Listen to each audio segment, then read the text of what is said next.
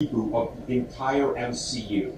From the ground up, we're going to reshuffle the timeline. We're going to say that one sacred timeline has been restored, and this is it now.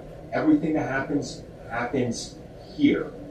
And this is how you play it off now. You've effectively killed off everything in the past, and you reforged a new path forward that opens up telling new stories, flashbacks, going back, saying, oh, this happened. You just didn't see it because of this time ripple. Again, it's happened in comics. Even the CW has pulled it off to shockingly great effect. So I think Secret Wars will officially end with the restructuring of the sacred timeline, which then also leaves a couple of things that I haven't talked about yet that I'm going to talk about here, but I don't know where I would place them. The biggest one for me is Doctor Strange 3. Obviously, dealing directly with incursions is rather important, but I don't know where you place it. In my opinion, I think you could possibly place that film in 2025 as well. I think you can make room for a early 2025 release in around March, prior to the Kang Dynasty, and this is where you drop Doctor Strange 3, you deal with the whole Dormammu threat and the incursions, you deal with more multiverse, and you have Doctor Strange very much in that film learn about what's going on with Kang, also have him meet characters like Loki and Sylvie, meet other multiversal characters, and assemble a team that's going to show up in the Secret Wars or the Kang Dynasty to fight everybody, because he's put together a multiverse Illuminati, that being the key word here, and he's also recruited Deadpool. So now you kind of have a through line that brings you through the entire year.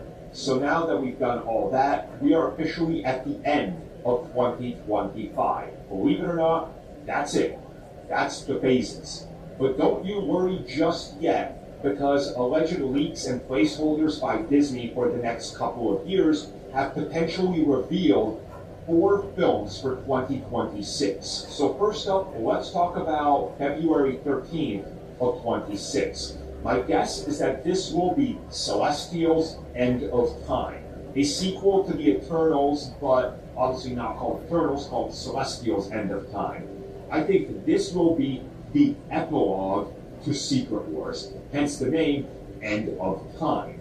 And I think that this is going to be an insanely high concept idea that's going to completely divide the fan base just like the Eternals. And I think the title End of Time tells you all you need to know with that registered trademarks. I literally think that we are going to see what happens at the end of time, where we can introduce characters like possibly the Guardians 3000, and also have all sorts of time traveling shenanigans, and this dealing with the official end of time in the old timeline before the Secret Wars. This is kind of like what happens in the far-flung future with characters like Eternals that live indefinitely.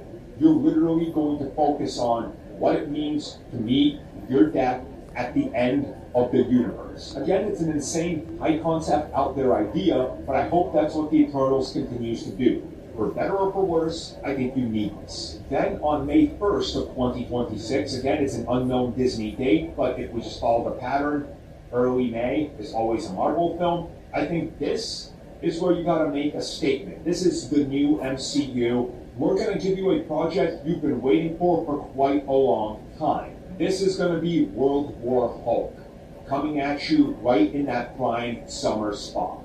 This is going to be an all-out Hulk warfare film. We're talking about with a reshaped universe, planet Sakaar is in major chaos due to a power struggle. A Hulk from the future has decided to claim residence of this. Yes, the Maestro is here. This is his terrain. He's got to fight Hulk's son, also Red Hulk, Atom Bomb, Abomination,